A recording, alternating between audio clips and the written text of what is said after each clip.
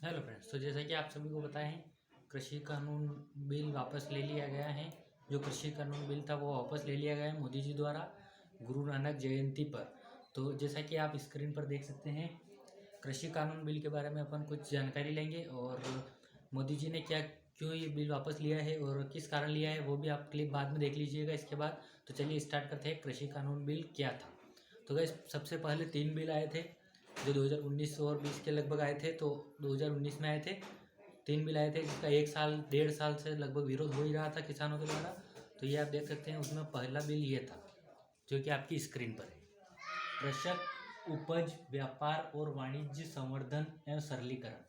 तो गाइस, ये आप देख सकते हैं, तो इसका मतलब है कृषक व्यापार उपज और संवर्धीकरण। मतलब कृषक जो भी कृषि करते हैं उनके जो व्यापार होता है उनमें वो मतलब जो अपनी फसल रहती थी वो मंडी में ही बेच सकते थे। अभी तक ऐसा होता था कि मंडी में ही बेच सकते थे, अलाउ सरकार के द्वारा अलाउ मंडी ही की जाती थी।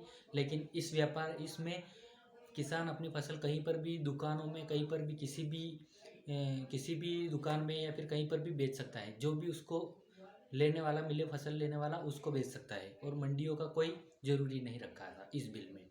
जो कि मतलब किसानों को कुछ जम नहीं रहा था, तो उसका विरोध हो रहा था। नेक्स्ट बिल था इसका, आप देख सकते हैं। तो गाइज, नेक्स्ट बिल में ये बात कही गई थी, ये आप देख सकते हैं स्क्रीन पर, कृषि कीमत आश्वासन और कृषि सेवा करार सशक्तिकरण और संरक्षण। मतलब कृषि कीमत आश्वासन और करार।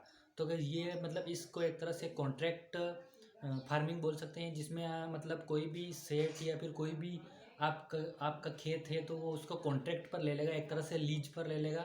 इसी प्रकार का एक कॉन्ट्रैक्ट हो जाएगा जिसमें वो आपको मतलब उसके उस खेत के मतलब जितनी भी रेवेन्यू होता है उसकी पहले ही इनकम दे देगा आपको, और उसके बाद वो खेती उसके हिसाब से आपसे करवाएगा। तो एक तरह से ये भी किसानों को नहीं जम रहा था, तो इसको भी वापस लेना लाजमी था। तो ये भी ले लिया, इसको कॉन्ट्रैक्ट फार्मिंग भी बोल सकते हैं अपन। नेक्स्ट थर्ड लास्ट वाला देख लेते हैं अपन, आवश्यक वस्तु संशोधन। आवश्यक वस्तु संशोधन में मतलब जो भी बिल इसमें जो समर्थन मूल्य तय करेंगे वो मंडियों में तो आप फसल नहीं बेचेंगे, उसके बाद कहीं पर भी बेचेंगे तो बाद में वो समर्थन मूल्य में देंगे आपको फसल। लेकिन बाद में आगे चलकर इस किसानों को लग रहा था कि ये समर्थन मूल्य भी ख़त्म कर देंगे। जो बाहर अगर आप फसल बेचते हैं तो वहाँ सरकार की कोई निगाह नहीं रहती है, तो वहाँ पर आप अपनी फसल समर्थन मूल्य में ना बेचे, ना अगर आपको समर्थन मूल्य ना दे तो आप कुछ नहीं कर सकते, क्योंकि वहाँ ना सरकार की कोई निगाह रहती है बाहर। और अगर मंडी में जाते हैं तो मंडी का पूरा सरकार के पास ब्यौरा रहता है। तो यही आप देख लीजिए, अब आप क्लिप देख लीजिए मोदी जी ने क्या बोला है गुरु नानक जयंती के पर्व पर।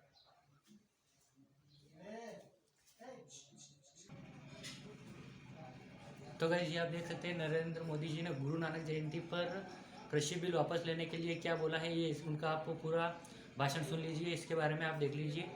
तो चलिए इसको स्टार्ट करते हैं।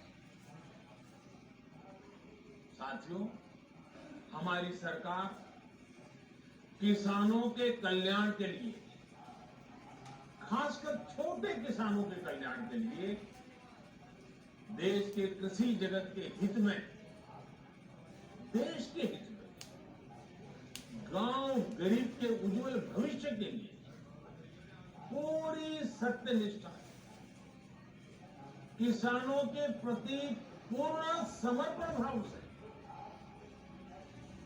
नेक नियत से ये कानून लेकर आए। लेकिन इतनी पवित्र बात, पूर्ण रूप से शुद्ध किसानों के हित की बात, हम अपने प्रयासों के बावजूद कुछ किसानों को समझा नहीं पाए।